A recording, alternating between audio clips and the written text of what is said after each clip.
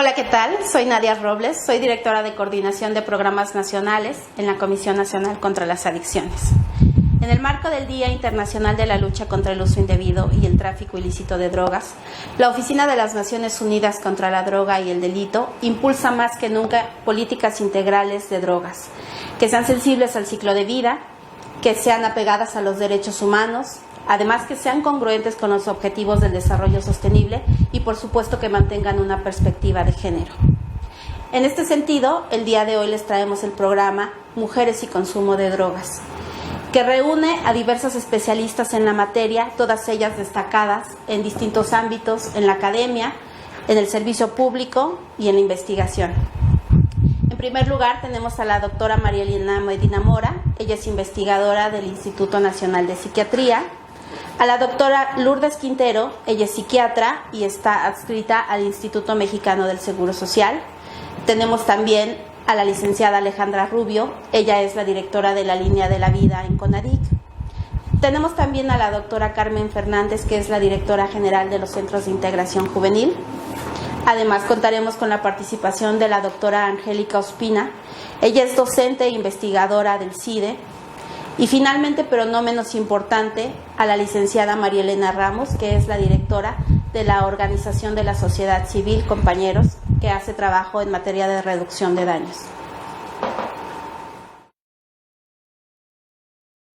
Muchas gracias por la invitación a participar en este programa en el que hablaremos del problema de abuso de sustancias en las mujeres. Nosotros sabemos que la vida de ellas es diferente a la de los hombres desde que nacen. Algunas diferencias son determinadas por factores biológicos, pero las más prominentes se deben a factores sociales y reflejan las disparidades en oportunidades y responsabilidades a lo largo de su vida. Sin embargo, la discriminación no se ha eliminado. Son con más frecuencia pobres, víctimas de acoso y violencia sexual. Estas diferencias afectan de manera especial su salud, incluyendo la salud mental y el uso de sustancias. Hombres y mujeres se enferman en la misma proporción. 30% de ellos y 27% de ellas presentarán un trastorno mental en algún momento de su vida, pero varían los trastornos que desarrollan. Ellas presentan con más frecuencia trastornos de afecto y ansiedad, y ellos trastornos de conducta y por abuso de sustancias. Es en una proporción de 9 hombres por cada mujer en la población adulta la diferencia para el consumo de sustancias. Y estas diferencias se han ido desvaneciendo entre los adolescentes. En ellos la brecha es menor, 2.3 hombres por cada mujer. El crecimiento del uso de sustancias en las mujeres es más dinámico que el de los hombres y el grupo en el que está creciendo de manera más rápidamente es de las adolescentes entre 12 y 17 años. Sabemos que la mujer es en general más vulnerable a los efectos de las drogas. Por ejemplo, tarda 4 años menos en desarrollar dependencia. Inicia de una manera más tardía, pero llega más rápido a tener problemas cuando después de experimentar continúan usando. Ellas tienen menos acceso a tratamiento. Hay 2.2 hombres con abuso de dependencia en tratamiento por cada mujer en esta misma condición. Y la respuesta social es de mayor rechazo hacia ellas. Las mujeres que han experimentado adversidades con frecuencia lo internalizan en ansiedad y depresión y es más probable que consuman sustancias para automedicarse. Y estas experiencias infantiles adversas pueden ser transgeneracionales, es decir, que los riesgos de abuso de sustancias se van a transmitir a sus hijos y sabemos que la violencia de género es más frecuente en aquellas que se drogan, de tal manera que tenemos este ciclo de repetición. La mujer presenta muchos riesgos. Uno de estos retos importantes son los trastornos en desarrollo en sus hijos cuando ellas consumen durante el embarazo. Y nosotros debemos de tener cuidado por prevenir y atender este problema, pero no estigmatizar más a la mujer, sino más bien cuidar de que encontremos financiamiento y apoyo para estos niños y las madres. También la pandemia nos ha hecho visibles muchos retos para las mujeres. Sabemos, por ejemplo, que tienen una excesiva carga en el cuidado del hogar, que tienen las labores del hogar, el cuidado de los hijos. Ellas además tienen que trabajar y cuando se combinan todas estas situaciones hay mucho estrés. También sabemos que estas desigualdades de género se acrecentan en los hogares de menor ingreso y que los hogares donde hay violencia no son un lugar seguro para ellas, tampoco para sus hijos. Las cuidadoras de nuestra salud son discriminadas y victimizadas injustamente, y también hemos visto fragilidad en aquellas que se dedican al trabajo doméstico porque han perdido su capacidad de mantener a sus familias. Y sabemos entonces que debemos de buscar más políticas con enfoque de género. Necesitamos modificar la manera como las dificultades psicosociales de las mujeres son evaluadas, interpretadas y enfrentadas, y hacer políticas de desarrollo social para combatir a la pobreza y todos estos factores de riesgo que tienen las mujeres, porque sabemos que estos programas orientados a resignificar el papel de las mujeres permiten un desarrollo mejor, porque permiten aprovechar este bono de desarrollo que es la mitad de la población, cuyo trabajo continuo, la resiliencia que muestran ante las adversidades y cuando se les respeta y se les da oportunidades, hacen posible una vida mejor para sus familias, pero también para la sociedad. Muchas gracias.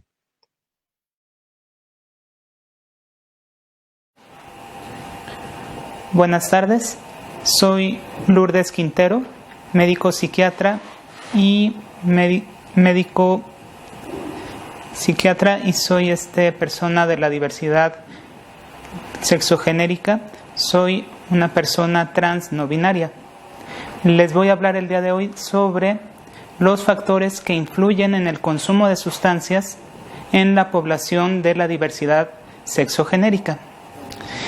Es bien sabido que las personas de la diversidad sexogenérica tienen un riesgo incrementado de presentar mayor riesgo de suicidio, mayor riesgo de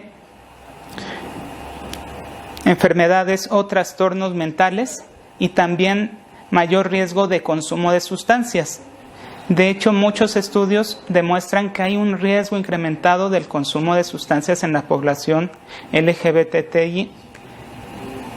Esto, pues a primera vista llamó la atención a los investigadores y dijeron, ¿por qué? ¿Qué hay que hace que estas personas tengan más trastornos mentales o tengan más riesgo de suicidio, se suiciden más o lo intenten más o tengan mayor riesgo de consumo de sustancias?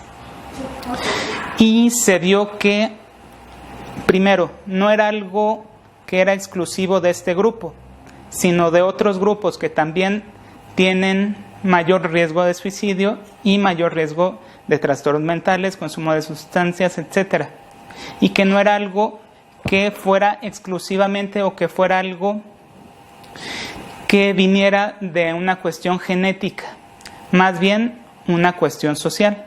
¿Qué otros grupos tienen este riesgo? Pues otras minorías, como minorías raciales, como personas indígenas, como personas con discapacidad, tienen mayor riesgo de presentar estas situaciones. ¿Por qué? Esto se debe a algo que se llama estrés de minorías, es decir, el estrés que presentan estas poblaciones por ser una minoría dentro de la sociedad. También es muy lamentable que en el país y en general en varios países también hay una violencia muy específica ante las personas de la diversidad sexogenérica y se llega a asesinar a muchas personas, no solo activistas, también a personas que presentan esta identidad. Hablando específicamente de las personas transexuales y más específicamente de las mujeres transexuales o transgénero, hay mucho la creencia de que están tratando de engañarnos. Una persona como hombre dice, me está tratando de engañar y no me voy a dejar. Entonces justifica esto la violencia física o tratan de justificar con esto pues el daño a las otras personas. Además de esto está el estigma, es decir, quedas marcado todo el tiempo por ser quien eres, por actuar como actúas o expresarte como te expresas. Dentro de la violencia que se vive también está la un tipo de violencia que es muy grande y que causa mucho daño, que son las terapias de conversión, donde las personas tratan de cambiar la orientación sexual o la identidad de género de una persona que lo expresa. Lo que se ha demostrado es que no mejora, no hace que cambie, no hace que la persona homosexual se haga menos homosexual, no hace que la persona trans se haga menos trans. Lo único que hace es que se genere más resentimiento, más tristeza, más violencia. Incluso puede llegar este tipo de terapias, o de terapias entre comillas, a causar tortura, violencia física. Esto hace que venga depresión, ansiedad, y esto nos puede llevar al consumo de sustancias. Lo mismo en ciertos ambientes que se han segregado, es muy común este consumo, es muy común que sea algo normalizado e incluso una forma pues de convivencia que nos haga consumir y consumir y consumir sustancias, en parte para automedicarnos, en parte para convivir, en parte para lidiar con este rechazo. Les recomiendo que escuchemos a las demás personas, que no las juzguemos y que podamos ser incluyentes. Entre menos segregación, menos violencia, menos estrés de minoría haya, vamos a evitar que caigamos en trastornos mentales y en el riesgo de consumo de sustancias. Muchas gracias.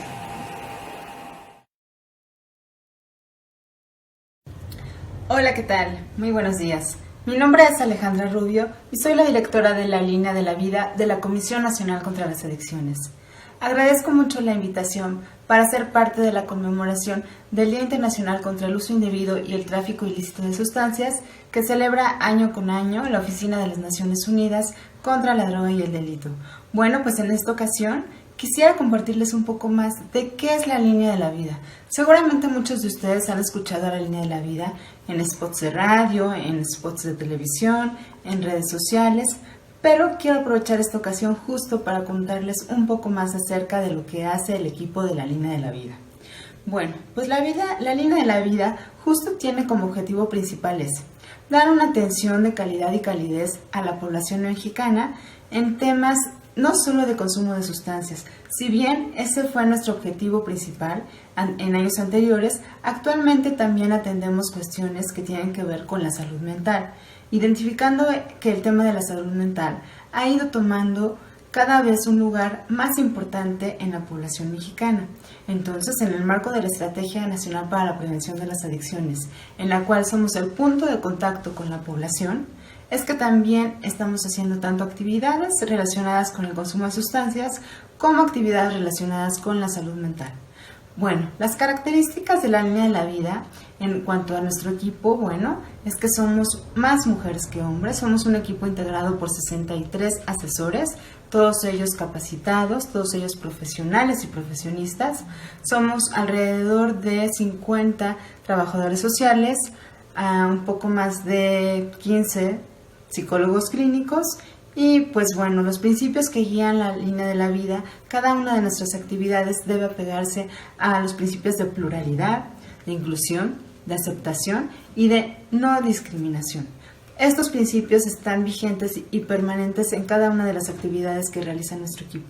Como les comentaba, somos un servicio que ya tiene más de 20 años de experiencia y es por esto que conforme se van identificando nuevas necesidades de atención en la población, es que tenemos el reto de capacitarnos y de involucrarnos para dar una debida atención a la población.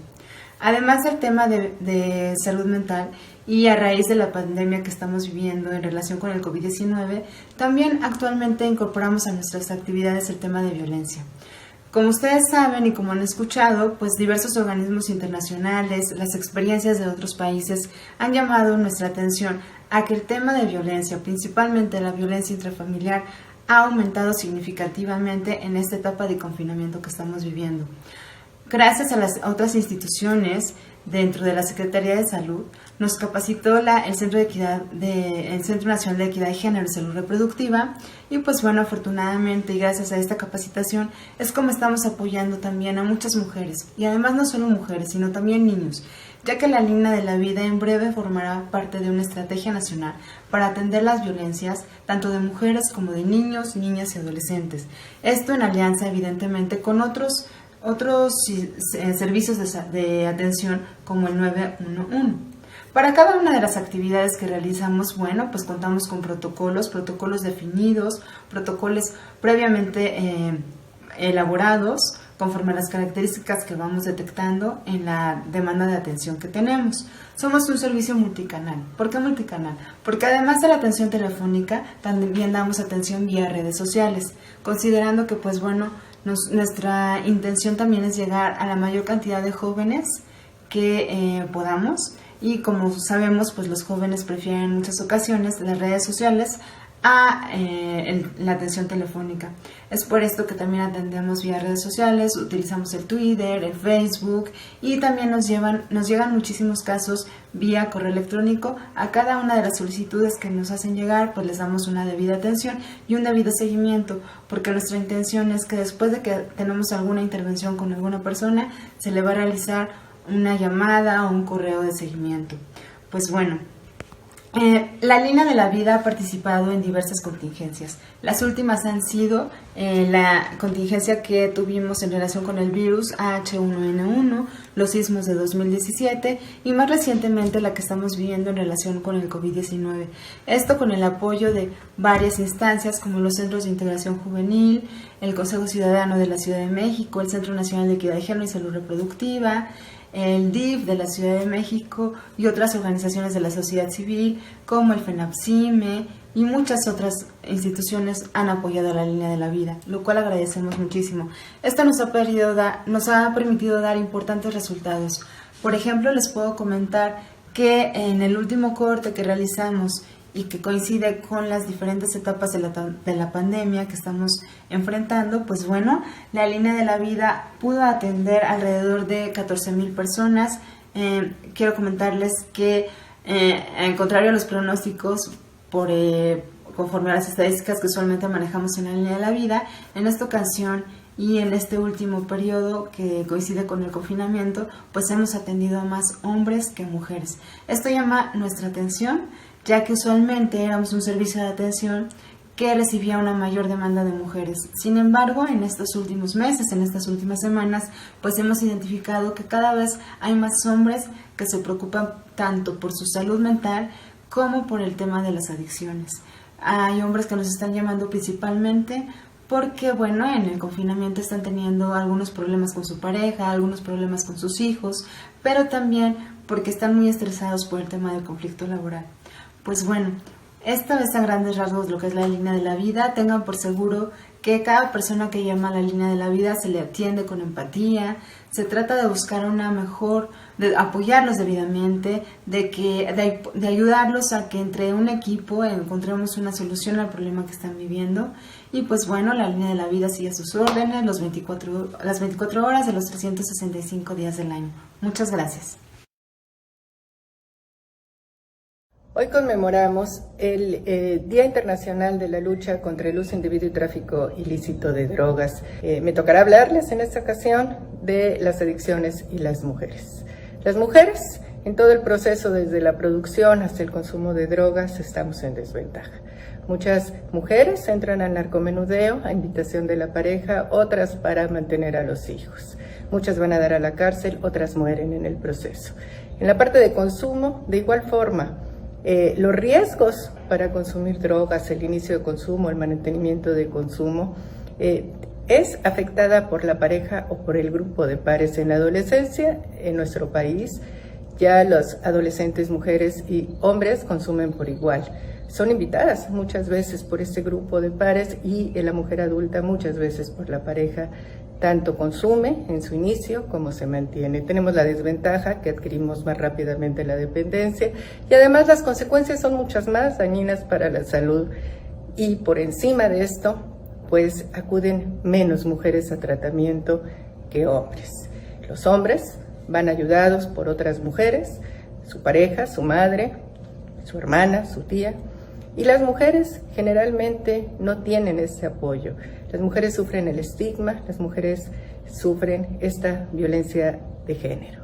La OMS en este periodo de pandemia y muchos datos han reportado cómo las mujeres estamos en desventaja al hablar de, por ejemplo, que durante el confinamiento puede aumentar la violencia familiar hasta un 60%. El Fondo también de Población de las Naciones Unidas ha reportado que durante el confinamiento las mujeres podrían llegar a sufrir hasta 31 millones de mujeres podrían sufrir violencia familiar durante este periodo.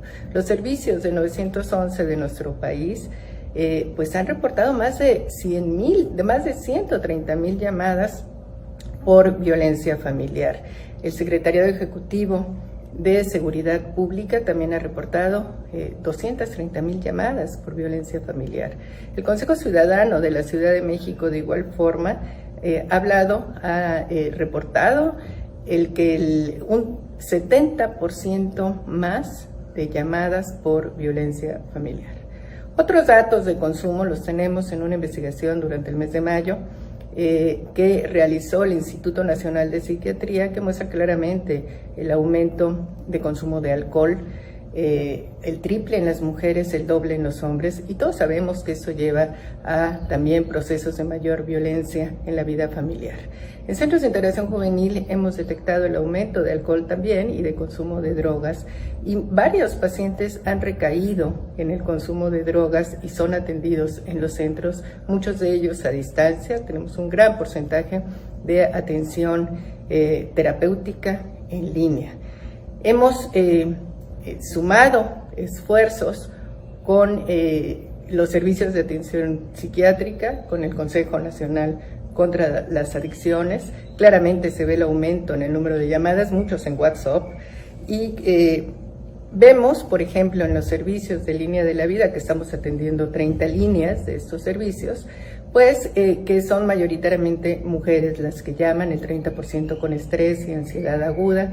En los servicios de centros de integración juvenil que vienen funcionando hace mucho tiempo, tanto a nivel nacional como en cada uno de los centros locales, y estos servicios de WhatsApp, también son mayoritariamente mujeres las que están llamando, 48% con ansiedad y estrés, 14% con depresión, 14% por consumo de drogas. En los pacientes que atendemos derivados de la página web de la Secretaría de Salud de coronavirus, donde se hace una encuesta para saber el riesgo que están tanto de consumo como de otros problemas de salud mental, pues hemos atendido ya una gran cantidad de personas que han solicitado estos servicios, y también la mayoría son mujeres, hasta el 69%. Aquí claramente se ve que el 38% son mujeres. Adicional a todo esto, sí sabemos que solo 1 de cada 4 personas atendidas es mujer, reciben menos los servicios de tratamiento. Apoyémonos entre todas, apoyémonos entre todos. Esto, lograr la equidad entre hombres y mujeres en la atención, es justicia para la salud.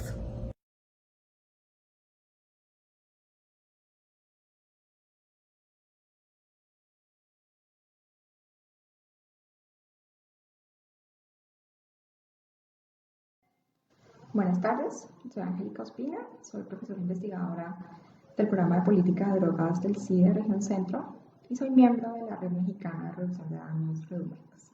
Y tengo 5 minutos para hablarles de las necesidades específicas de atención al uso problemático de drogas en mujeres. Y entonces quisiera empezar diciendo que necesitamos dispositivos de atención diseñados con perspectiva de género. Y ello supone reconocer al género como un sistema de desigualdad estructural entre sujetos considerados masculinos y femeninos que impone formas de ser, de pensar, de sentir y de comportarse particulares según la adscripción a lo masculino y a lo femenino, en las que el uso de sustancias resulta mucho más estigmatizada en el caso de los sujetos femeninos.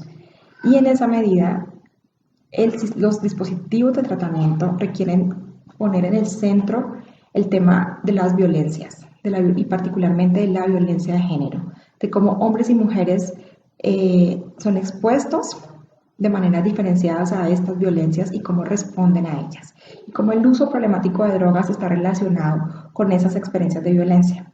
Tradicionalmente, en los dispositivos de tratamiento, el tema de las violencias bien es considerado parte de las patologías que supone el uso problemático de sustancias, o bien no es considerado dentro del tratamiento por pensarse como un elemento adicional al tema del uso problemático de sustancias. En segundo lugar, asumir una perspectiva de género frente al tratamiento del uso problemático de drogas supone reconocer que ha habido una preeminencia de una visión androcéntrica tanto frente al tratamiento como al tema del uso problemático, y que en consecuencia hay muchos menos dispositivos de atención exclusivos para mujeres, por ejemplo, centros de tratamiento, pero también grupos de apoyo exclusivos para mujeres, y que aún dentro de los espacios que existen, que son exclusivos para mujeres, no hay estrategias específicas para mujeres, basadas en las particularidades que tiene el uso problemático de drogas en ellas, por ejemplo, en relación con la maternidad, en relación con las relaciones de pareja, en relación con la violencia sexual, etc., ¿no? Pero también esta visión androcéntrica ha generado que ciertos temas se tornen como más relevantes cuando hablamos, o más visibles, cuando hablamos de mujeres con uso problemático de drogas, y otros se tornan invisibles. Entonces, por ejemplo, el tema de VIH e infecciones de transmisión sexual siempre es muy visible cuando hablamos de mujeres, pero no sucede lo mismo en temas como subordinación, como bajos niveles de autonomía, como estigma social, como custodia de los hijos, como salud sexual y reproductiva. Entonces, esto genera una visión muy parcializada de las problemáticas que enfrentan las mujeres con uso problemático de sustancias. Pensando como en cuáles serían como las necesidades específicas de tratamiento, entonces consideraría en primer lugar el rol de cuidadora y madre como un tema que opera en este momento como barrera al tratamiento. En tanto las mujeres requerimos dispositivos de atención mucho más flexibles a los sistemas de internamiento intensivo que son como los más comunes en este momento. Entonces necesitamos dispositivos de atención que nos permitan acceder al tratamiento, pero al mismo tiempo no renunciar a nuestro rol de cuidadora ni a nuestros hijos. Supone también pensar una perspectiva menos institucionalizada o manicomial del tratamiento y pasar a pensar otros dispositivos más comunitarios de atención, donde las mujeres podamos construir grupos de apoyo de mujeres en los cuales podamos acompañarnos en el proceso de tratamiento y sostenernos unas a otras, compartiendo saberes, compartiendo estrategias, y en esa medida reconociendo que nosotras también somos depositarias de un saber frente a la dependencia y frente al uso de sustancias, y que podemos ejercer el control en esas formas específicas de búsqueda de placer. En segundo lugar, se requiere plantear estrategias de intervención que permitan la deconstrucción de la maternidad tradicional o de las ideas asociadas a la maternidad tradicional y al amor romántico, porque sabemos que son construcciones sociales que generan que aumentan la subordinación y que generan relaciones personales problemáticas que inciden en el uso problemático de drogas y la dificultad de asumir otros patrones más controlados de consumo.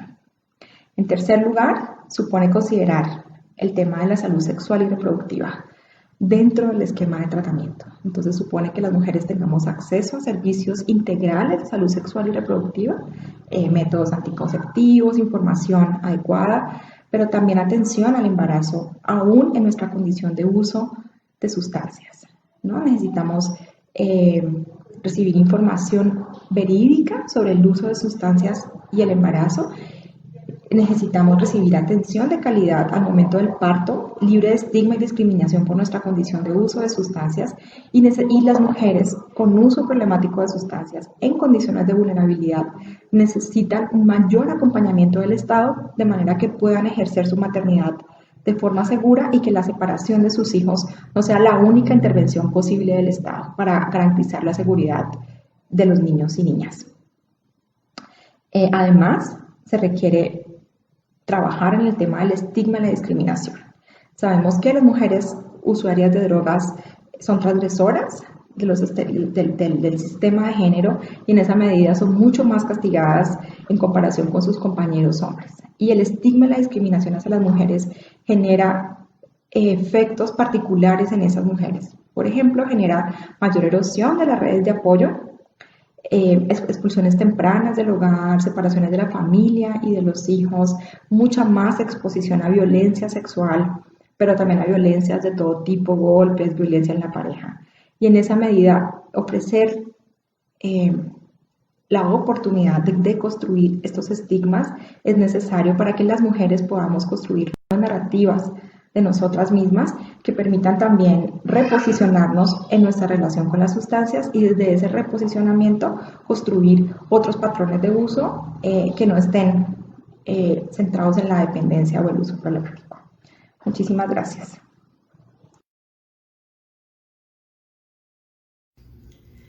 Hola, soy María Elena Ramos y les presento el tema reducción de daños en mujeres que consumen drogas. El punto número 1 que les voy a hablar es mi voz de conciencia. Esa voz de conciencia que se construyó a través de Programa Compañeros, organización que tiene 34 años unificando esfuerzos en la búsqueda de una sociedad más equitativa para las personas con VIH, SIDA, adicción a drogas, violencia y temas asociados. También hablo desde la Red Mexicana de Reducción de Daños, que está integrada por organizaciones, activistas y académicos interesados en mejorar las condiciones de vida de las personas que consumen drogas. Y, por supuesto, mi visión y abordaje desde la Asociación de Trabajadoras Sociales egresadas de la Universidad Autónoma de Ciudad Juárez, que dan los elementos teóricos y prácticos para trabajar con las mujeres. El segundo tema que les quiero presentar es la reducción de daños. Programa Compañeros, organización de Ciudad Juárez, pionera en el trabajo con personas que se inyectan drogas, desde 1986 está haciendo investigaciones sociales y aplicados para comprender la realidad y poder intervenir en ella.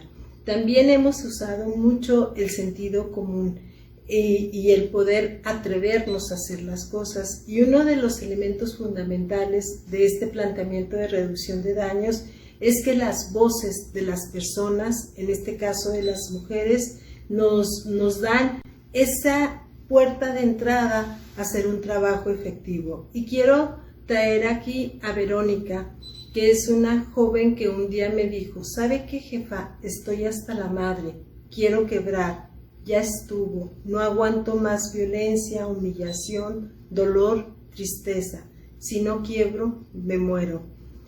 Y bueno, todo esto está integrado en un manual para la prevención de VIH-Sida para usuarios de drogas inyectables que fue hecho por Programa Compañeros en coautoría con Censida y con ADIC, donde se tomó los fundamentos teóricos de las etapas de cambio de Di Clemente y Prochaska, y así fue como se fue construyendo la iniciativa para personas que se inyectan drogas. Una iniciativa cercana a la gente, dignifica a las personas, las incluye socialmente, y el elemento fundamental es que está guiada en la primera fila por otras personas que han consumido drogas en el pasado y que ahora tienen la posibilidad de ayudar a sus pares.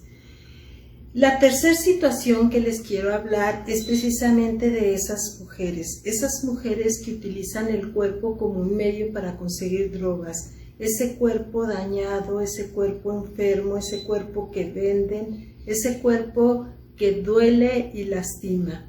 También el hogar como un espacio de supervivencia, abrir la puerta a extraños por unas gotas de heroína, permitir que entren e irrumpan en la intimidad de ellas y su familia.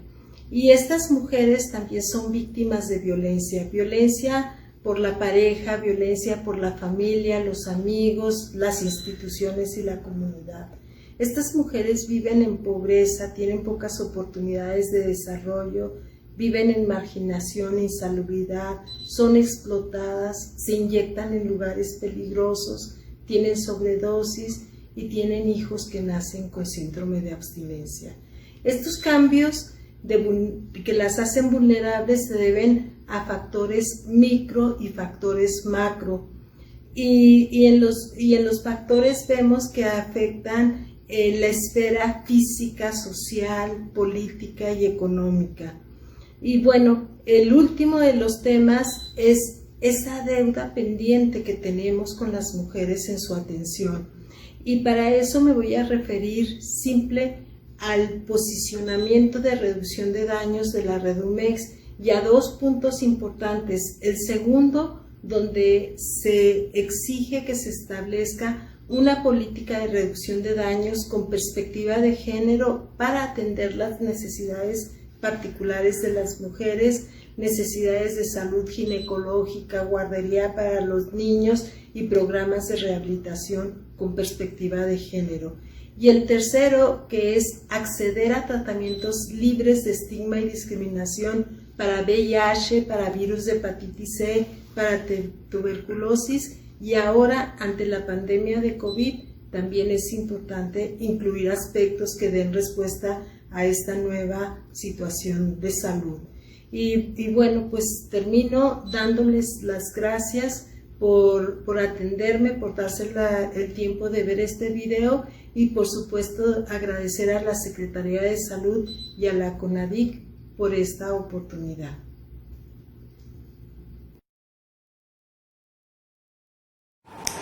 Bienvenidos de regreso.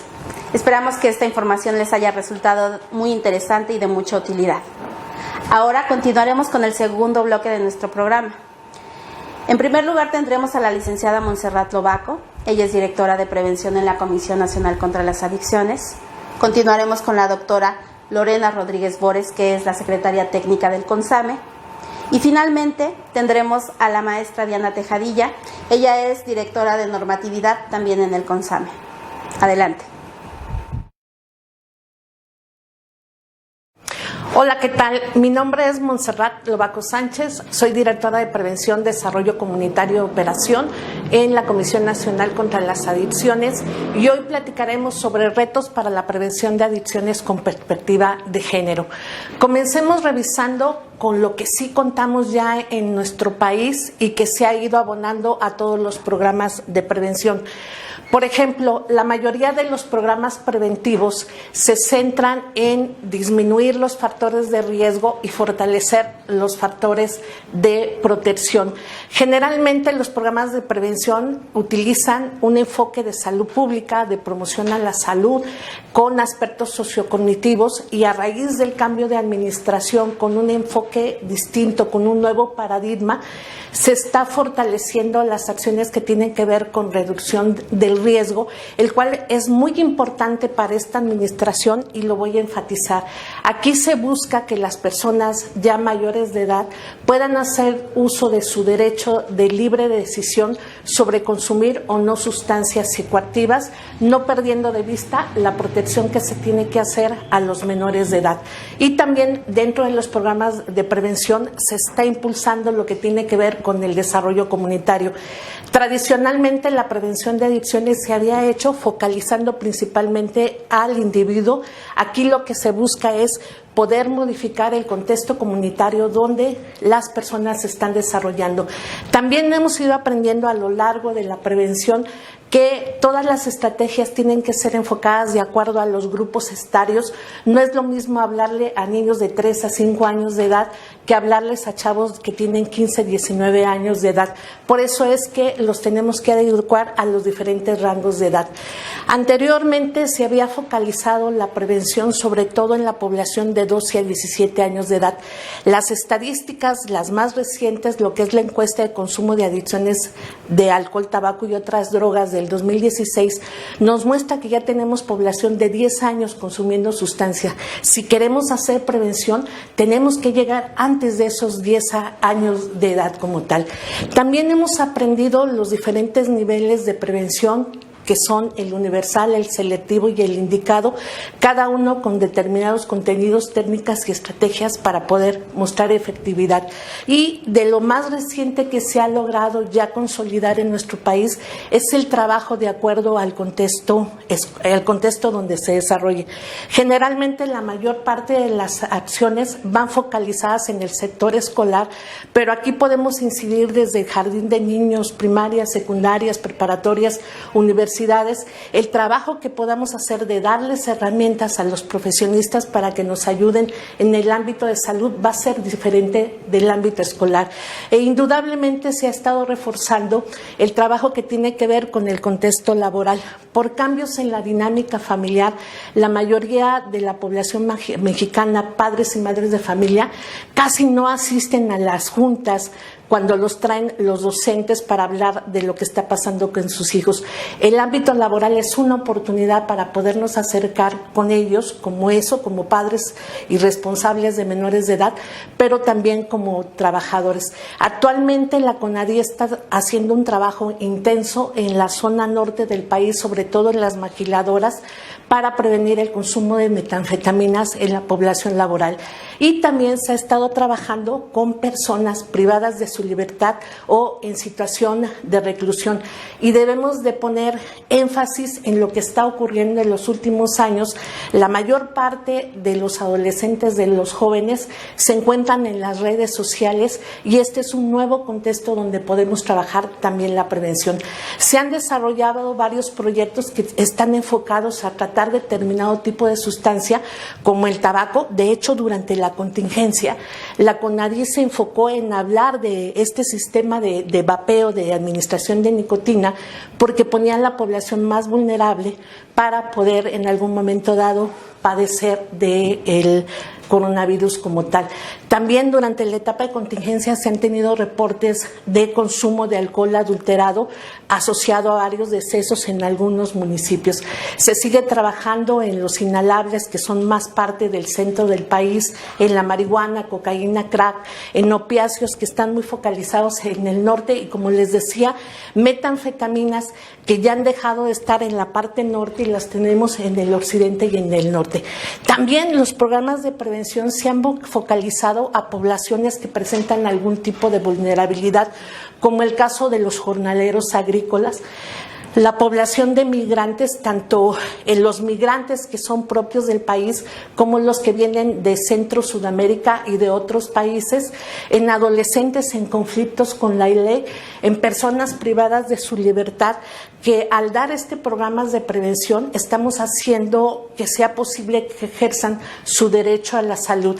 Y con la fusión que acabamos de tener con el área de salud mental, estamos reforzando toda la prevención que se tiene que hacer con aquellas personas que, si aún no están consumiendo sustancias, por el problema de depresión, ansiedad, otro tipo de trastornos, pueden llegar a consumirlo. Este es un panorama general de lo que sí tenemos en el país. Ahora hablemos del tema central que tiene que ver con la cuestión del género. Yo sé que la mayoría de ustedes ya están familiarizados, sabemos perfectamente que el género es una construcción social que está construida en función de cada cultura y momento histórico. Son los valores, atributos, roles, representaciones que te designan la sociedad en función de si eres hombre o mujer biológicamente, pero eso va a determinar tu comportamiento, las oportunidades que tengan y las relaciones que van a tener uno y en otro. Para poderlo diferenciar, vamos a ver la siguiente lámina para dejar más precisa la diferenciación. En términos de sustancias, de consumo de sustancias, de adicciones como tal, la mayoría de los estudios se han abocado principalmente a lo que sucede con los hombres, con la parte biológica.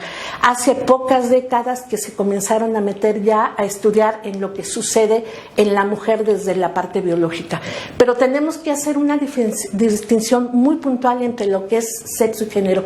Sexo tiene que ver con las características biológicas, con lo que no puedes modificar, y el género tiene que ver con esa categoría que te pone cada sociedad y cada cultura de acuerdo a lo que se esté prevaleciendo. Ojo, el género se va transformando y puede cambiar. Ahora bien, ¿por qué hablar de la necesidad de perspectiva de género? Si lo vamos a ver en la siguiente lámina, por favor. Es en la cuestión de género. Te habla de toda una serie de roles. Ustedes ya saben, lo típico que se piensa es que las mujeres tienen que ser sumisas, obedientes, cariñosas. Se les asocia más con un tipo de tareas que tiene que ver como el cuidado de los niños y más en los quehaceres. Ojo, esto se ha estado modificando, pero tradicionalmente, al menos en la población mexicana, solamente se sigue considerando esas características en las mujeres y por lo tanto quedan relegadas a un ámbito privado y a una invisibilidad por sí misma. Y además esa división también las hace vulnerables para la cuestión de acceso a la salud, y es algo que se puede ver. En la que sigue, por favor. Generalmente yo les decía que los estudios en medicina y en general sobre adicciones se han focalizado más en ver qué es lo que le sucede al hombre y no tanto a la mujer. Recientemente se han hecho estudios respecto a las mujeres, pero que no tienen que ver tanto con características de género, sino biológicas, porque les interesa más qué sucede si la mujer está embarazada, por ejemplo, o cuando está en su ciclo de reproducción. Ahora bien, al hablar de inequidades de salud, las investigaciones sí han mostrado que en el caso de las mujeres se presenta una paradoja. Las mujeres es verdad que viven más tiempo, pero la realidad es que lo hacen en peores condiciones de salud. Y esto tiene que ver mucho con el acceso que tienen, con la preocupación de cuidarse a sí misma para poder seguir cuidando a los otros. Y en el caso de los hombres sí tienen una menor esperanza de vida, y se debe sobre todo porque tienen muy pocos hábitos de salud, les es un poco más difícil ir a consultar los servicios de salud, y también otro fenómeno, que practican más conductas de riesgo. Esto es algo que está predominando. Y ya cuando hablamos de consumo de drogas en general, debemos de aceptar que hay una serie de estigmas, de discriminaciones, de prejuicios con respecto a la persona que está consumiendo la sustancia, sea hombre o sea mujer. Pero en el caso de las mujeres son doblemente estigmatizadas, doblemente discriminadas y con toda una serie de prejuicios alrededor, porque se les acusa que no están cumpliendo con los mandatos que la sociedad le está dando. Por ejemplo, cuando se sabe que hay un hombre que está consumiendo, inclusive se llega a tratar de justificar su consumo. Cuando una mujer es la que consume, de inmediato entra a jugarse el cuerpo, la propia sexualidad, y se le acusa de no ser una buena madre, de no ser una buena hija, algo que no sucede con los hombres. Lo que sí se ha aprendido, por ejemplo, de las mujeres consumidoras de sustancias es que la mayor parte de ellas han tenido abusos durante la infancia, y un componente que debemos de tener en cuenta para todo el diseño de las estrategias preventivas es que este tipo de mujeres generalmente son focos de violencia doméstica, de violencia intrafamiliar. La mayor parte de las usuarias, ya cuando llegan al tratamiento, la relación con los hombres, o bien ellas son las que las ayudaron a iniciar o a mantener el consumo, o son quienes obstaculizan en algún momento dado su proceso de recuperación. También hablemos de otro fenómeno que está pasando recientemente en nuestro país y también a nivel mundial. Se sabe, por ejemplo, que el consumir alcohol en espacios públicos está muy asociado con demostraciones de masculinidad, de aguante, ¿no?, de adopción de riesgo, de ser valiente. Actualmente las estadísticas nos muestran que en el caso de los menores de 18 años, las mujeres han estado incrementando el consumo en varias sustancias. Aquí, desde la perspectiva de género, lo que se presupone es que estas adolescentes están redefiniendo el sistema de género a través de realizar conductas de riesgo como el consumo de alcohol y de otras drogas de tipo ilegal. Queda pendiente las investigaciones que se tendrán que hacer posteriormente para ver qué consecuencias traen en la salud de estas adolescentes y sobre todo ver si realmente lograran un mayor acceso casi igual al de los hombres y si lograron una mayor igualdad y libertad como tal. Es algo que tendríamos que checar. Pero también cuando hablamos de perspectiva de género no podemos hablar de la mujer, tenemos que hablar de las mujeres, porque no son un grupo homogéneo, pero también tendríamos que hablar de otro concepto que es la interseccionalidad. Si tú eres mujer, pero eres blanca y eres de determinada clase socioeconómica favorecida, no sufres la misma discriminación si eres una mujer morena que pertenezcas a una etnia y que tengas una orientación sexual. Es decir, el enfoque de género también se atraviesa con toda una serie de categorías que entran en juego para hacer el enfoque de perspectiva de género, pero no es imposible el poderlos atender. Tendríamos que estar haciendo proyectos diseñados a la medida de la población a la que estaban trabajando. Como podemos ver en la siguiente lámina, ¿sí? También actualmente podemos observar que el consumo de drogas es visto socialmente de manera diferente si lo hacen personas adultas, ¿no? Generalmente a las adultas todavía se les sigue estigmatizando, se les sigue cuestionando y siguen siendo objeto de rechazo social. Pero si son adolescentes o jovencitas, ya no tienen el mismo fenómeno de discriminación. Se llega a pensar que están equiparando la conducta del comportamiento como los hombres. Las adultas siguen siendo objeto de un gran rechazo social. En el caso de las adolescentes parece ser que se está normalizando el consumo como tal. Y otro componente para hablar de perspectiva de género también tiene que ser hablar de juventudes. No hay una forma de ser jovencita o jovencita. Es necesario hablar de juventudes y esto va a depender desde la clase social, el lugar geográfico donde te encuentres, donde vives, las creencias religiosas que se tienen, la afiliación política, la preferencia, la familia que te tocó. Tenemos que entender que hablar y trabajar con las y los jóvenes tiene que ir enmarcado en el contexto donde ellos han sido educados, donde están creciendo, donde se están desarrollando y que todas estas son manifestaciones de dar a conocer su propia identidad, de expresar el afecto como tal. Y algo que sí tenemos que tener como un desafío es dejar de lado la criminalización que se ha hecho de las juventudes. Las y los jóvenes son criticados por su forma de vestir, por su forma de hablar, por el tipo de música que escuchan, por la forma de vestir, si traen el cabello corto, si traen el cabello largo. Tenemos que dejar de lado todo este tipo de criminalización y verlos como son sujetos de derechos que les corresponden y a los cuales tenemos que trabajar como profesionales de la salud para que puedan disponer de ellos y acceder de ellos. E insisto, en esta administración se deja de poner el toque de criminalizar el consumo de sustancias psicoactivas para tratar de entender que es una forma de manifestación que puede estar dando la jovencita o el jovencito como tal.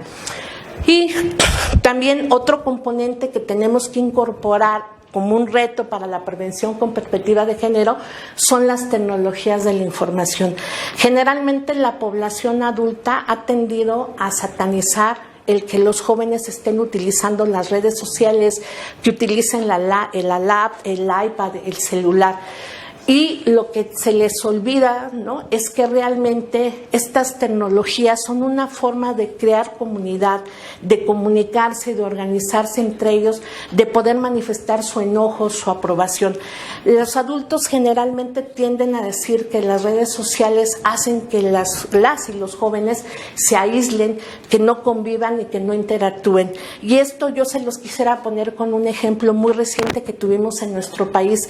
Cuando fue el sismo del 2017, quienes salieron a las calles a auxiliar a la población en pocas horas y lograron realmente una organización impresionante donde sobraban manos y donde sobraban herramientas y materiales para apoyar a la población, fueron adolescentes, jóvenes, y la forma de organizarse fue a través de las tecnologías de la información, de las redes sociales. Nos corresponde como profesionales utilizar esos medios de comunicación, esas herramientas, para poder llegar de manera efectiva con ellos como tal. También es muy oportuno hablar qué otros retos nos quedan en el país. Tenemos que hablar del derecho a la salud que tienen, por ejemplo, las personas que realizan trabajo social. Existe poca investigación, pocos estudios para tratar de entender cómo es que están utilizando el consumo de drogas. Se sabe que quienes ofrecen el servicio, quienes hacen el trabajo sexual, en ocasiones utilizan el consumo de drogas como una forma de facilitar el desarrollo de la actividad. Sin embargo, para quien compra este tipo de servicio, es como una parte de recreación, como una parte de facilitación también. Ahí tenemos que invertir recursos para tratar de entender la dinámica, dejar de lado el estigma y tratar de entender que finalmente es una forma de trabajo que se está realizando, que existe desde siglos y que va a continuar como tal. ¿Se ha hecho trabajo con migrantes? Sí. Necesitamos fortalecerlos. El migrante solitario que salía de las comunidades pobres de México para irse hacia los Estados Unidos a cumplir el sueño americano se ha modificado. Ahora son familias enteras las que están en tránsito, o niños y adolescentes solos buscando llegar a esos lugares. Y también tendríamos que hablar, derivado de la inseguridad en nuestro país, de los desplazamientos internos que merecen un tratamiento muy específico.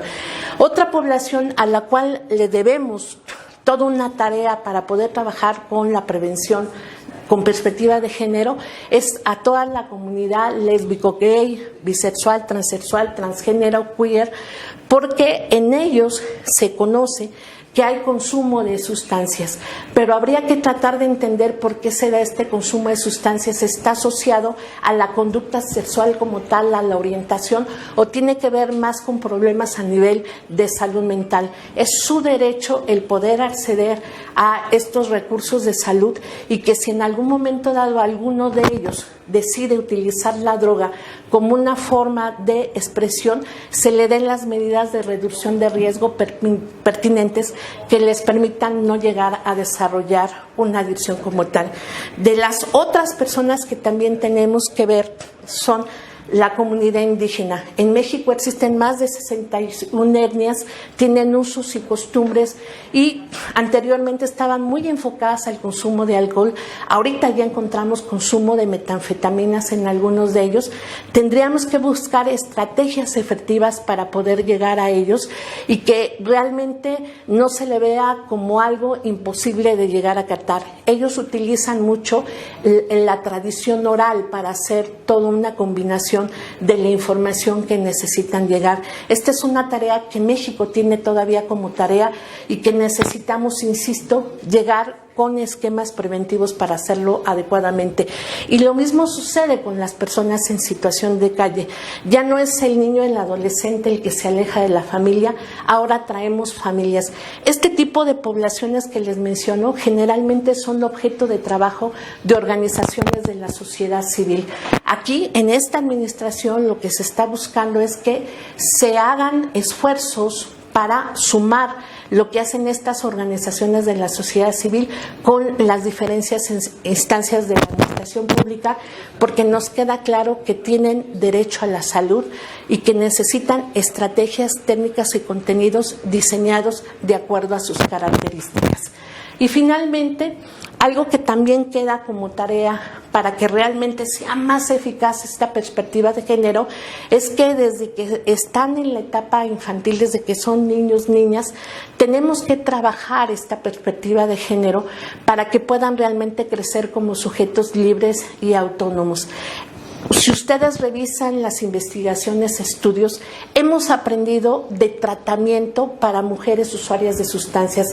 Sabemos que en el tratamiento las mujeres necesitan espacios que seguramente van a tener que recibir alguna orientación de tipo legal para que no les quiten a los hijos o porque las están acusando de violencia, que necesariamente se les van a tener que desarrollar algún tipo de actividad que le permita ser independiente de manera económica.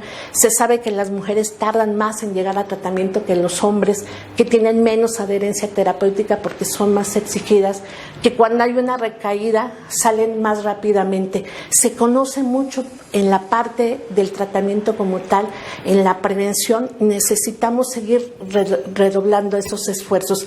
Para ello, ¿qué necesitamos hacer? Evaluar los programas de prevención y finalmente algo que tendríamos que estar haciendo también es la cuestión de dedicar recursos para hacer investigación.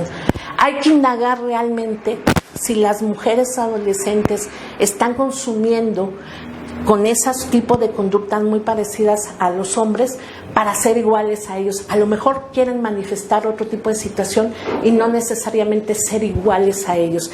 Y también tendríamos que redoblar los esfuerzos para poder capacitar a todos aquellos profesionales que tenemos contacto con las poblaciones vulnerables. Y no solamente en la parte del sector salud, sino en la parte social, en la parte de educación. Hay quienes siguen pensando, por ejemplo, que los indígenas son gente que no puede comprender o piensa que los integrantes de la comunidad lésbico-gay padecen una patología y no un derecho a decidir libremente. La capacitación es uno de los ejes primordiales para la perspectiva de género y la siguiente, que va muy abocada a la investigación, tenemos que levantar encuestas consultando a ellos. Quiero cerrar diciendo, en México, en nuestro país, desde hace décadas se vienen haciendo encuestas de consumo de sustancias que nos permiten identificar qué pasa con hombres y con mujeres, con menores de edad, con mayores, con población adulta. Desagregar la información por hombres y mujeres no es perspectiva de género, es uno de los componentes. Necesitamos hacer otro tipo de estudio cualitativo que nos permita conocer qué está atrás de esta construcción social llamada género. Les agradezco mucho su atención.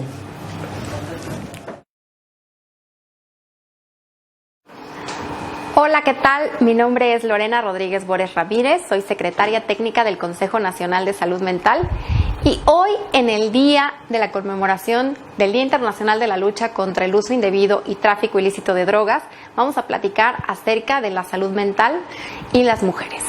Como en todos los temas de salud mental, cuando hablamos de la causalidad de que se presentan, siempre tenemos que hablar de los factores biopsicosociales que se interrelacionan y que van a dar resultado ya sea a salud o en otro caso es algunas patologías o trastornos psiquiátricos.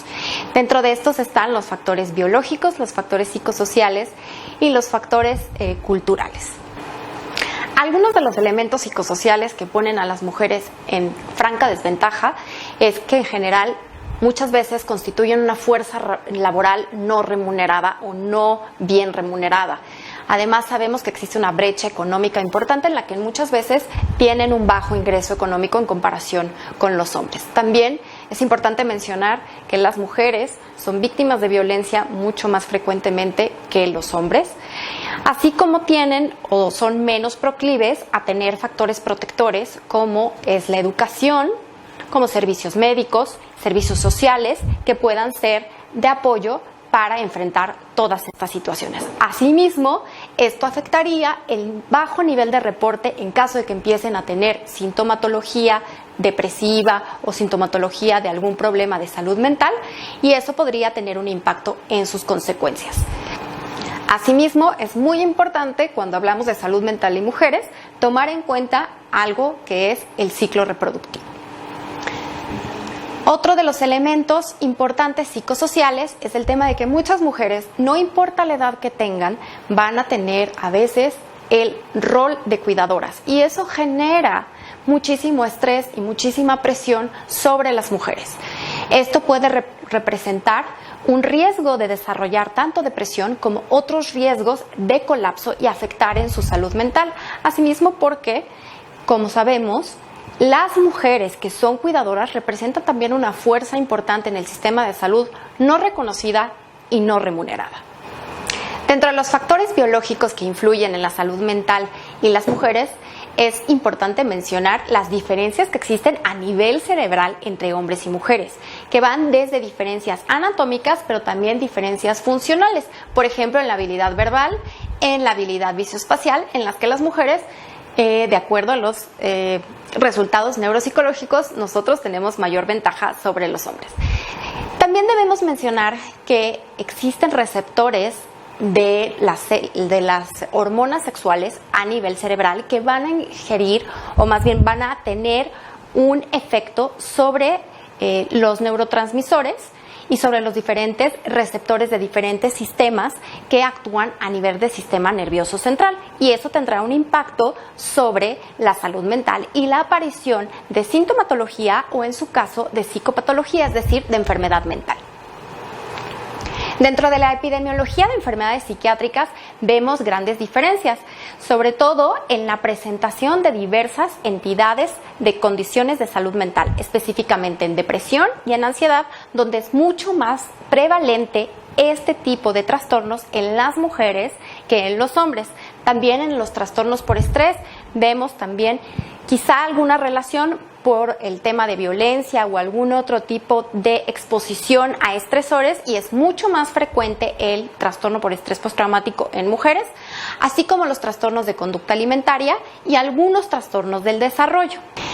Como decíamos y mencionábamos, el ciclo reproductivo va a afectar también en la aparición de algunas condiciones de salud mental, desde la parte de la pubertad en que se presenta la menarca y hay estos cambios hormonales, esto puede predisponer para la aparición de algunos síntomas afectivos, síntomas ansiosos. También en la adolescencia se ve que esta influencia hormonal puede afectar para la presencia, por ejemplo, de algunos trastornos, por ejemplo, trastornos de la conducta alimentaria, donde son mucho más frecuentes en las mujeres adolescentes que en los hombres.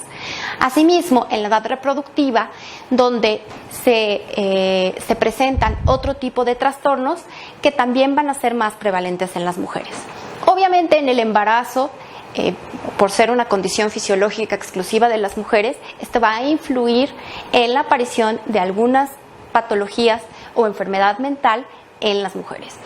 Al igual que en la menopausia o la perimenopausia, que es todo el proceso alrededor del cese de la menstruación, donde va a haber una disminución de estrógenos y en general un reacomodo hormonal, también pone en riesgo de presentar algunas patologías psiquiátricas en las mujeres, así como también cuando llegan a la edad de adultos mayores, en la senectud se puede presentar mayor o algunas diferencias de enfermedades. Podemos ver que esta vulnerabilidad en la ciclicidad de los estrógenos muchas veces coincide con la prevalencia de algunas de las patologías, específicamente de depresión y ansiedad. ¿Cuáles son las teorías que pueden explicar esto? Bueno, existen algunas que tienen que ver con factores psicosociales y algunas con factores biológicos. Es decir, dentro de los factores psicosociales se encuentra, por ejemplo, el estado civil, donde sabemos a través de estudios epidemiológicos que el estar casada, por ejemplo, el estado civil, puede ser un factor de riesgo para presentar depresión o ansiedad, al contrario que los hombres que se encuentran con un estado civil casados puede ser o puede jugar como un papel protector. También la situación laboral, como mencionábamos con esta brecha económica, las pone en una condición de vulnerabilidad para presentar, así como la situación económica, la función o el rol social que muchas veces se desempeña, así como acontecimientos vitales que pueden afectar un propio funcionamiento de las mujeres, así como ser desprovistas del apoyo social. Dentro de los factores biológicos, como ya los mencionamos, que tiene que ver con factores hormonales endocrinos, eso puede generar algunas patologías o algunos trastornos que sean exclusivos de las mujeres, como son el trastorno disfórico premenstrual, la depresión por parto, la depresión durante la perimenopausia y en general algunas manifestaciones que se pueden presentar cuando hay una administración exógena de hormonas. El trastorno disfórico premenstrual tiene un 2 al 10% de la prevalencia, es decir, no se presenta tan común. Sin embargo, cuando se presenta, tiende a estigmatizar a las mujeres. ¿Cuántas veces no escuchamos que las mujeres se ponen locas durante su menstruación? Y esto tiene que ver con un tema de discriminación y con un tema de estigmatización. Sin embargo, sabemos que esta variación estrogénica durante la menstruación puede alterar de forma directa muchos comportamientos porque tienen un efecto sobre el sistema nervioso central y se presenta con una gama de síntomas bien reconocidos, bien delimitados y que puede afectar el funcionamiento de la persona, bueno, de la mujer, y sobre todo afectar su afrontamiento a las etapas de la vida. Otro que es muy importante es la depresión posparto. La depresión posparto muchas veces es considerada un tabú. ¿Por qué? Porque socialmente no puede hablar una madre que acaba de tener un bebé, hablar de la tristeza que pueden sentir. Sin embargo, no es nada más hablar de una tristeza, es todo un síndrome complejo en el que se presentan síntomas que pueden incluso poner en peligro la vida de la madre. Alrededor del 16% lo puede presentar. Y hasta el 30% o entre una tercera parte lo puede presentar durante los primeros 6 meses. Es decir, no nada más son los cambios tempranos que hay durante las primeras semanas y hasta el 5% se reporta que pueden cometer algún intento suicida o inclusive un suicidio consumado. ¿Qué tiene también otra cosa? Muchas veces en los servicios de salud no es detectado, no es porque tenga un tema de dificultad de diagnóstico, es lo mismo. Hablamos que hay estigma en la sociedad, pero también en los servicios de salud. Muchas veces los servicios de ginecobstetricia no reconocen este tipo de problemática, no se les canaliza a una atención adecuada y esto puede tener grandes consecuencias, no nada más en la vida de la mujer, sino obviamente también en la de sus hijos. Las mujeres experimentan un gran temor a ser estigmatizadas por esta parte cultural de ser tabú. ¿Y qué sucede? Generalmente hay un retraso en la búsqueda de atención, en que no manifiestan esta sintomatología y bueno, también por la parte de una falta de un apoyo, una falta de tiempo, una demanda excesiva por la crianza, esto se puede ir complicando y puede hacerse inclusive hasta crónico y detonar mayores conductas graves. En la edad mediana o la edad de mujeres maduras cuando entran a la perimenopausia también están expuestas a tener sintomatología o afectar su salud mental. Aquí los factores culturales son de gran importancia en la interpretación de los síntomas. Muchas veces se tiene la idea falsa de que la menopausia es igual a la vejez y esto no es cierto. Estos cambios que hay a nivel de ciclo reproductivo simplemente son esos, son cambios. Sin embargo, los cambios asociados y que pueden detonar alguna sintomatología depresiva o ansiosa se van a combinar con estos factores culturales y con algunos factores sociales, como pueden darse en esta etapa de la mediana edad. Por ejemplo, alguna separación con la pareja, que los hijos dejan el hogar y aparece el famoso síndrome de nido vacío y esto puede afectar la actitud que las mujeres puedan tener hacia los propios cambios que están experimentando. Esto puede generarles muchísimo estrés. Sin embargo, si no tienen adecuada información o si el nivel educativo es bajo, menos van a buscar algún tipo de consejería o inclusive algún tipo de tratamiento de reemplazo hormonal. Esto puede generar, obviamente, más estigma y sobre todo una disminución en la búsqueda de servicios. En las adultas mayores necesitamos considerar que se presentan factores también biológicos a considerar. ¿Qué pasa en la edad después de los 60 años? Bueno, existen cambios fisiológicos del envejecimiento per se que pueden predisponer a alguna alteración en la salud mental. Sin embargo, también existen otros factores comórbidos como pueden ser condiciones cardiovasculares, inclusive cambios a nivel renal, cambios respiratorios, el fenómeno de la polifarmacia, y esto puede favorecer también interacciones medicamentosas que puedan manifestarse de alguna forma con sintomatología de salud mental, y así como mayor riesgo de neurodegeneración en el caso de las mujeres que puedan presentar alguna enfermedad como alguna demencia. Dentro de los factores psicosociales es importante hablar en esta etapa, en los adultos mayores, pues es que vemos mayores índices de pobreza, un elevado aislamiento social. Generalmente las mujeres de esta edad se encuentran más en sus casas, hay menos accesibilidad en el transporte público para que puedan salir y realizar actividades tanto sociales como de ellas mismas. Y bueno, además en los servicios de salud muchas veces son excluidos por criterios, por ejemplo, en algunos servicios de aseguradoras de servicios de salud excluyen a las mujeres o a las adultas mayores, y esto por supuesto tiene un impacto sobre el acceso en los servicios de salud, no nada más de salud mental, sino en general. En conclusión, son muchos los factores que influyen para que existan diferencias entre hombres y mujeres y en la presentación de las condiciones de salud mental. Esto podría dar para mucho de qué hablar. Quiero agradecer a la CONADIC por esta oportunidad y bueno, muchas gracias y hasta la próxima.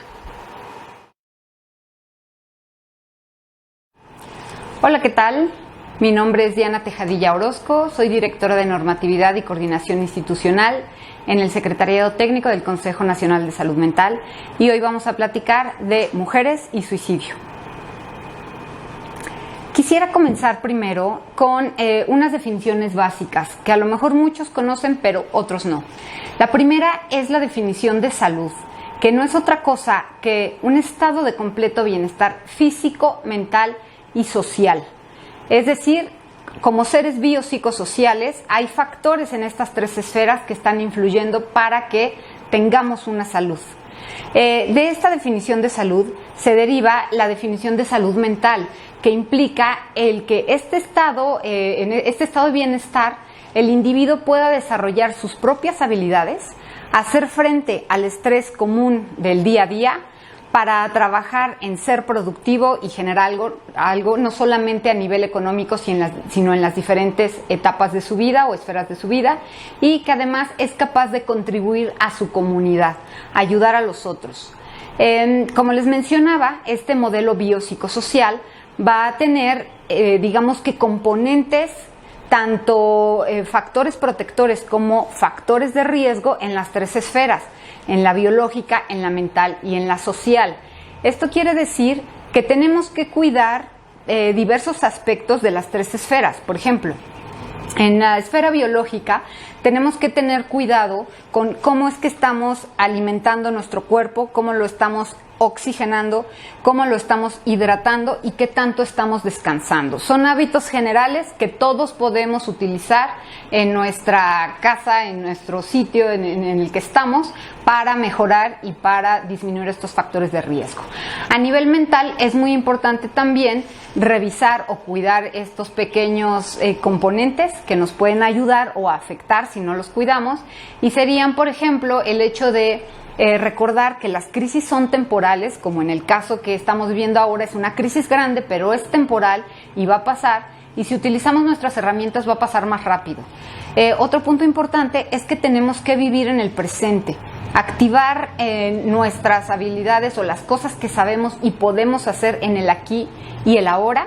Tenemos que vigilar el tener una normalidad individual que implica ser productivo, una vez más lo menciono, además de buscar la felicidad y no dañarme a mí o a alguien más. Y otro más importante es hacernos consciente de qué es lo que está pasando por nuestra mente para poder clasificarlo en si es positivo o si es negativo y en consecuencia utilizar lo que es positivo para estar mejor. En cuanto a la esfera social, es muy importante que activemos nuestra red social, no necesariamente tiene que ser presencial, puede ser a través de los diversos dispositivos, incluso ya no se usa tanto, pero todavía es factible, por ejemplo, enviar una carta o utilizar el teléfono si es que no tenemos internet. Tenemos también que vigilar el estar llevando una rutina lo más parecida a lo que teníamos antes de esta problemática. Y además también tenemos que hacer conciencia de la comunicación. ¿Qué tan asertiva es nuestra comunicación con los demás? ¿Qué tanto le estoy echando yo la culpa a alguien de cómo me siento? Es importante muchas veces anotarlo para, en lugar de culpar a los demás, decir, bueno, yo me siento así y esto no me gusta, por favor cámbialo. Esto nos va a permitir llegar a soluciones más sencillas. ¿Qué es lo que ocurre en el tema del suicidio? Algo que es muy importante y que quisiera enfatizar aquí es que cuando empezamos con problemas pequeños que no atendemos, como sería, por ejemplo, el caso de una ansiedad, podemos llegar a un extremo en donde no encontremos salidas, en donde nuestro cerebro se enferme y en general nuestro cuerpo, y ya no tengamos motivación y ya no queramos seguir adelante. A mí me gustaría definir en general este tema del suicidio, lo que es el suicidio, que es un acto con un resultado fatal, que deliberadamente iniciado, o sea, planeado, que nos va a llevar a un resultado o a una consecuencia letal, y nosotros queremos de pronto tener ese cambio. No importa si no es tan grave lo que hicimos para llegar al suicidio, el punto es la intencionalidad. Ahora, antes de llegar a este tema del suicidio, hay una serie de conductas que se les conoce como conducta suicida, que son un conjunto de comportamientos relacionados con la intencionalidad de comunicar, actuar o ejecutar un acto autodestructivo, un acto que nos va a hacer daño a nosotros, que sabemos que podría acabar con nuestra vida y que además implica un continuum. Este continuum va a tener generalmente, o va a empezar, va a tener componentes de fantasías de muerte, también de autolesiones, también de una ideación, amenazas, gestos, planeación, hasta llegar muy probablemente a un intento suicida. Por eso es que es importante que trabajemos en todo este continuum antes de llegar a una problemática, y más aún tenemos que trabajar en las pequeñas cosas que nos hacen sentir un poco inconformes para no llegar más allá a una patología. ¿Qué es lo que está pasando a nivel mundial en cuanto al suicidio? Pues para empezar, las cifras que tenemos es que más de 800,000 personas intentan el suicidio en un año a nivel de todo el mundo. Es la segunda causa de muerte en los jóvenes de entre 15 y 29 años. Representa el 57% más de muertes que si sumáramos todas las muertes por guerra y homicidios. Es decir, es un auténtico problema de salud pública. Y una persona intenta el suicidio cada 40 segundos en el mundo. Los métodos comunes son los pesticidas, el ahorcarse y el arma de fuego, y además por cada suicidio consumado hay 25 intentos. El principal factor de riesgo para cometer suicidio es un intento previo. Por eso es que tenemos que estar muy atentos de qué es lo que está pasando en la conducta suicida antes de llegar a un intento. ¿Qué pasa con la tasa de mortalidad? En general, en la región de las Américas está por debajo del promedio, que sería el 10.6 de la tasa por cada 100,000 habitantes.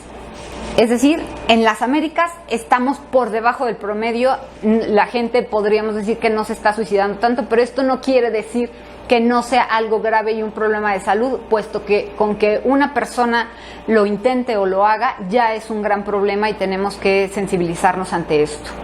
En la región de las Américas, en donde se encuentra México, nuestro país, encontramos que México también se encuentra por debajo del promedio. Pero, como les decía, esto no quiere decir que sea algo sencillo. Finalmente es la cuarta causa de muerte en México, con el 3.7%, seguido de los accidentes generalmente relacionados con el alcohol y con el homicidio. Aquí el gran problema que tenemos ahora es que la tasa se ha incrementado alarmantemente a lo largo de los años, tanto en mujeres como en hombres. ¿Qué pasa con las mujeres?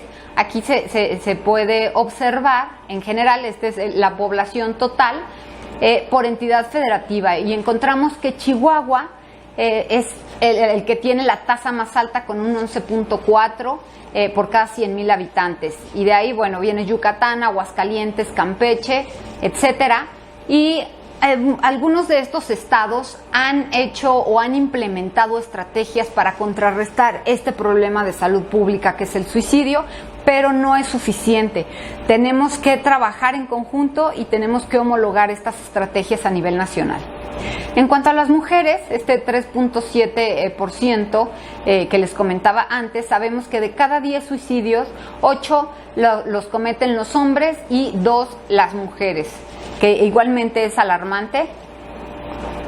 Les voy a explicar ahorita de estos suicidios que cometen las mujeres, el 74.5% se hace por ahorcamiento, estrangulación o sofocación, el 18.3% por envenenamiento y el 7.2% por algún objeto punzocortante.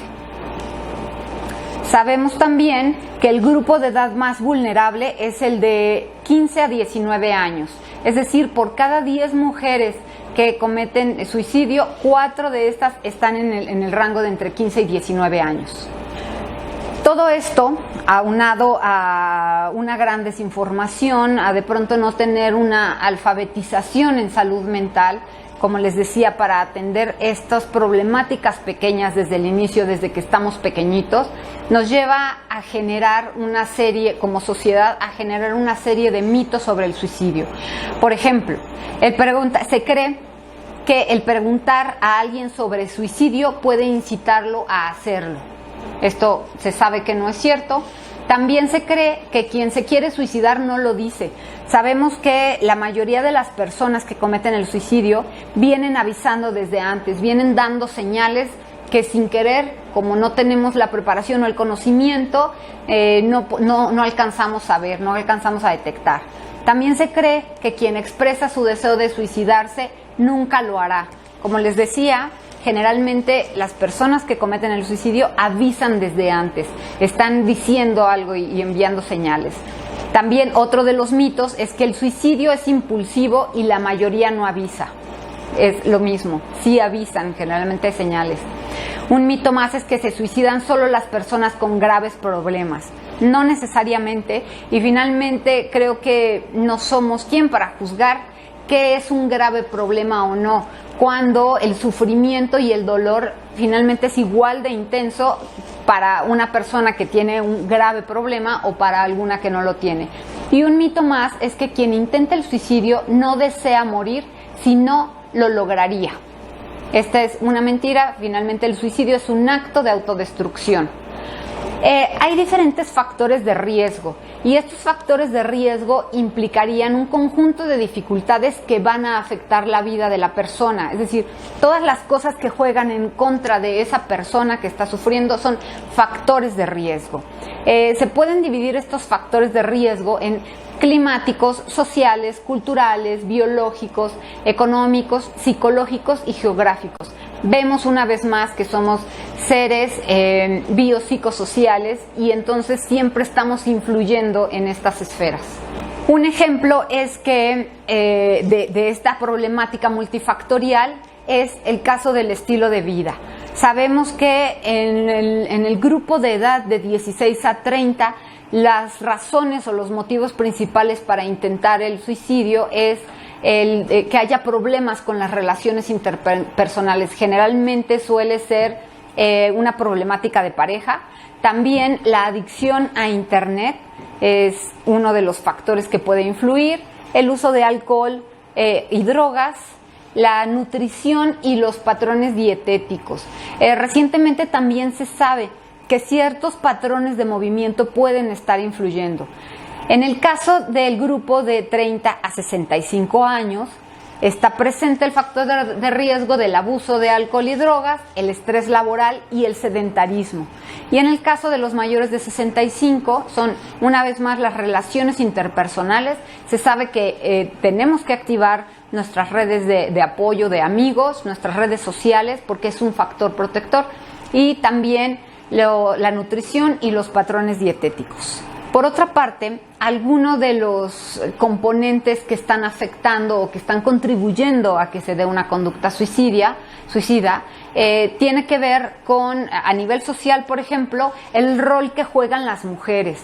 Generalmente hay un estereotipo de lo que tienen que hacer las mujeres. En las grandes ciudades puede ser que se haya modificado, pero bueno, a lo largo del país se cree muchas veces que las mujeres tienen que hacer ciertas actividades diferentes a las de los hombres. Otro punto importante es la responsabilidad que tienen las mujeres versus los hombres. El estatus que manejan en la sociedad o que ocupan en la sociedad, el poder que puedan tener y la dependencia, que muchas veces suele ser que las mujeres tienen una dependencia económica y también en otros aspectos de su vida.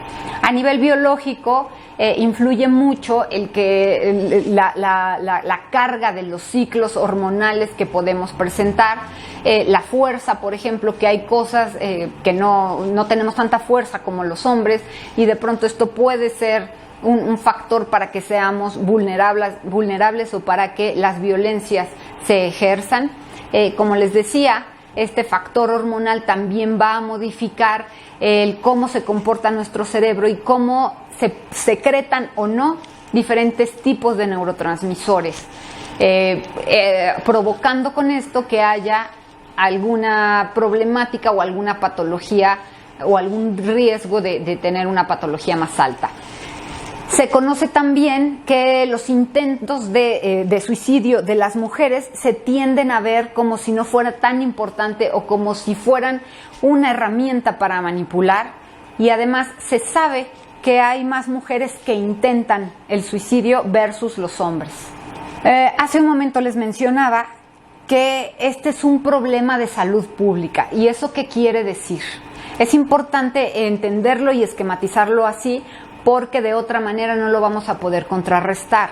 Un problema de salud pública necesita tener una vigilancia adecuada, es decir, homologar las herramientas o los métodos para registrar los intentos y los casos de suicidio. Además, en este marco de la salud pública se tiene que estar enfocando a los determinantes biopsicosociales, como les mencionaba, son los factores de riesgo y los factores protectores.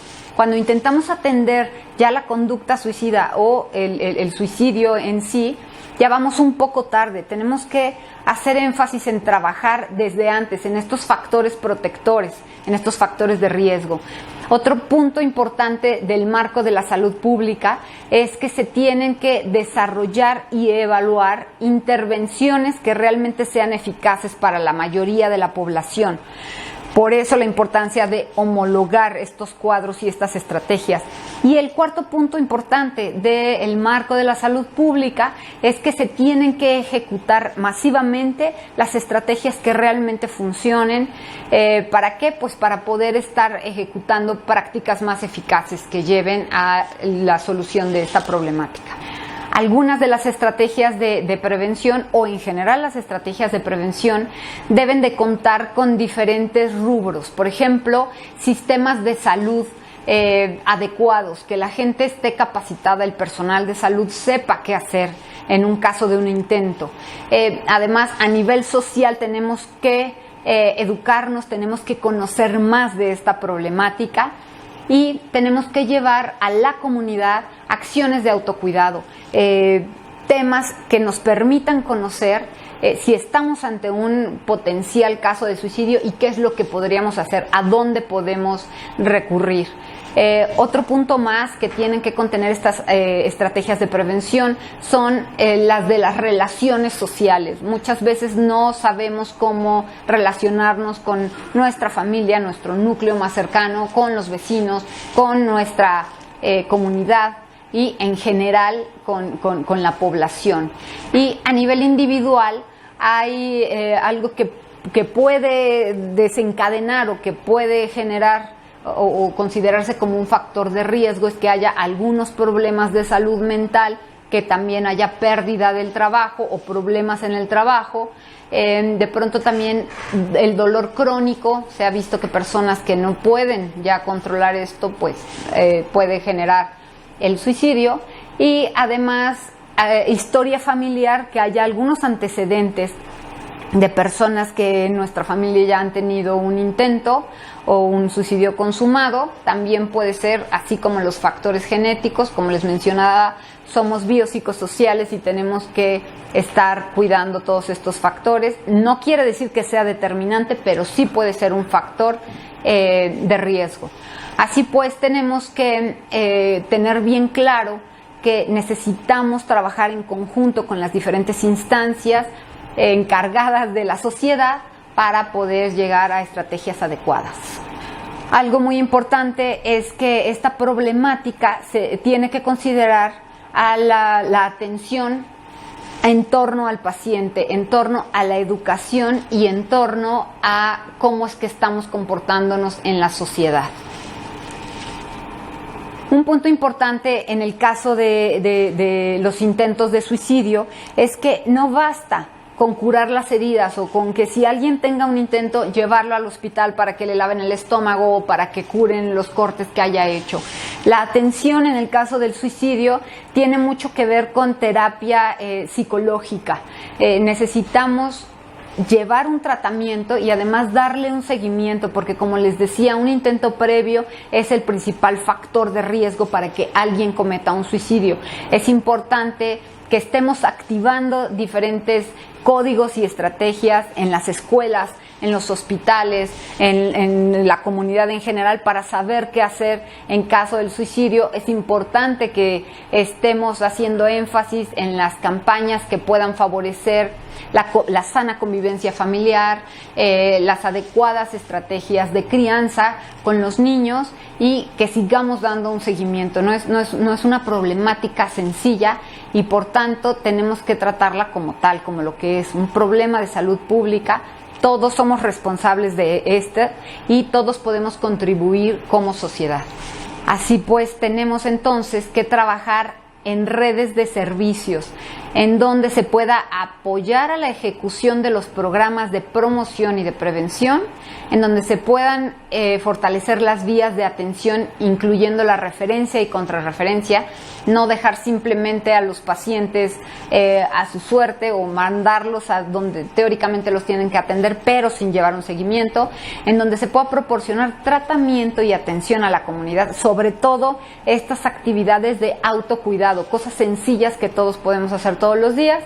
También en donde se pueda proporcionar atención en salud mental, tanto en las clínicas de primer nivel de atención como en los hospitales generales. No esperar a que llegue la problemática al tercer nivel, que serían los hospitales especializados. Y además también en donde se pueda mejorar el acceso a la intervención farmacológica y psicológica. Hacer ya a un lado el estigma de que si voy al psicólogo o voy al psiquiatra o si tomo algún medicamento es solo para la gente que está muy mal, para la gente que está loca. Todos podemos ser susceptibles de una enfermedad de nuestro cerebro y por lo tanto todos podemos ir a recibir esta atención, y así debería de ser, sin estigmas. Muchas gracias y estaremos aquí para la que sigue.